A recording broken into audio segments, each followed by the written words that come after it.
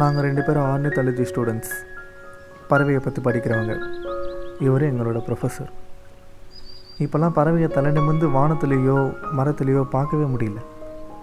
தலை குனிஞ்சு கீழே ஃபோனில் இன்டர்நெட்டில் சர்ச் பண்ணி தான் பார்க்க முடியுது. இன்னும் நமக்கு அடுத்த ஒரு ஜென்ரேஷன்லலாம் பறவையோட கூட்டெல்லாம் பார்ப்பாங்களான்னே தெரியல. ஸோ இதுக்கான காரணம் என்ன, எதனால் பறவைங்க ரொம்ப அழியுது, இன்னும் என்னென்ன பறவைலாம் இருக்குது, அதோட வாழ்க்கை எப்படி இருக்குது, இதெல்லாம் பற்றி சர்வே எடுக்கிறதுக்காக டிஸ்கஸ் பண்ணிகிட்டு இருக்கோம்.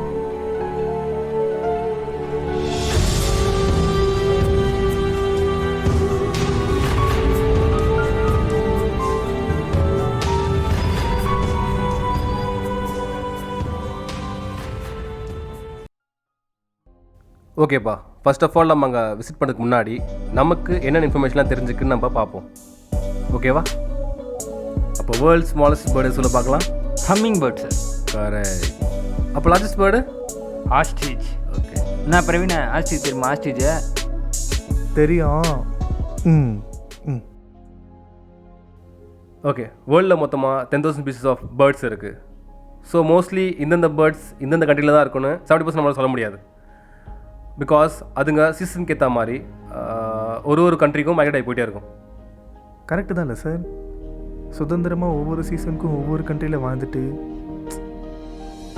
பறவையோட வாழ்க்கை தான் இல்லை சார்? சின்ன முட்டையிலேருந்து கொஞ்சம் கொஞ்சமாக உடச்சி வெளியே வந்து அதுக்கு ரெக்கை முளைக்கிற வரைக்கும் சின்ன கூட்டுக்குள்ளே வாழ்ந்துட்டு ரெக்கை முளைச்சதுக்கப்புறம் உலகத்தையே சுற்றி பார்த்துட்டு சொர்க்க வாழ்க்கை சார். அப்போ அந்த சொர்க்கத்தை பார்க்கலாமா?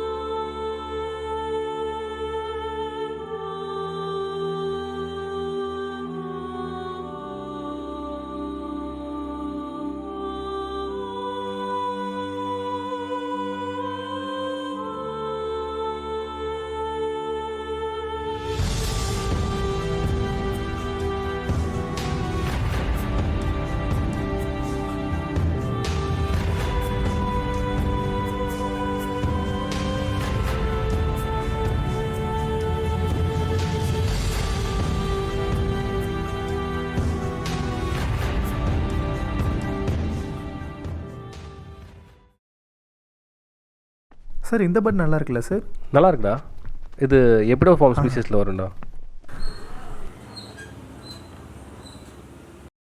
கரெக்டு தான் சார். சார் இங்கே பாருங்க சார், ஒருத்தன் ஒரே பறவை கூண்டில் வளர்த்துட்ருக்கான்.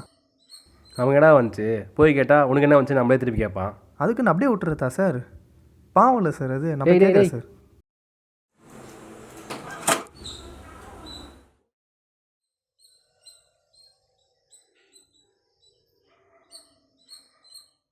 என்ன சுதந்திரமாக பறந்துட்டுருக்க பறவையை உன்னை கூட்டிகிட்டு போய் காட்டில் 5 புலிக்கு நடுவில் விட்டால் இருப்பியா? நான் என்ன குடுமையை பற்றி நிற்கிறேன். ஓ, அது இப்படி தனியாக கூண்டில் வளர்க்கறது கொடுமை இல்லையா? ஆனால் யாரா ஏங்க என்னங்க பிரச்சனை உனக்கு?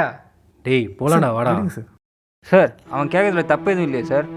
இப்படி உலகம் ஃபுல்லாக சுற்றி வர பறவை வாழ்க்கை முழுவதும் ஒரே கூண்டில் வச்சுக்கிறது தப்பு தானே சார்? அது எப்படி சார் வாழும்?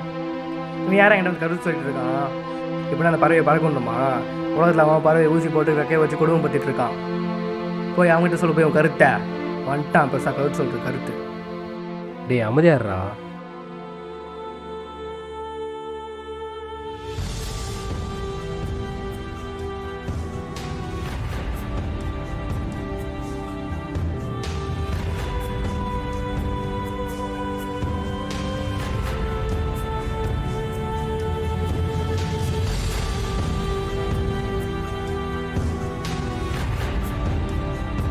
பறவை அழிகிறது செல்ஃபோன் டவர்ஸ்னால, ரேடியேஷன்ஸ்னால மட்டும் இல்லைங்க. இப்படி அதை தனிமைப்படுத்தி வைக்கிறதுனால என்ன? இப்படி பண்ணுறதுனால பறவைங்க மட்டும் அழிய போகிறதில்ல, விவசாயம் ஒழுங்காக பண்ண முடியாது, பறவைங்க கீழே போடுற விதைங்க மூலமாக வளரக்கூடிய மரங்கள் வளராது. இது ரெண்டும் இல்லைன்னா மனிதன் மட்டும் எங்கெங்கே இருக்க போகிறோம்? நம்மளும் இருக்க போகிறதில்ல. ஸோ பறவையை வீட்டில் வச்சு ரசிக்காதீங்க, வானத்தில் பறக்க விட்டு ரசித்து பாருங்கள்.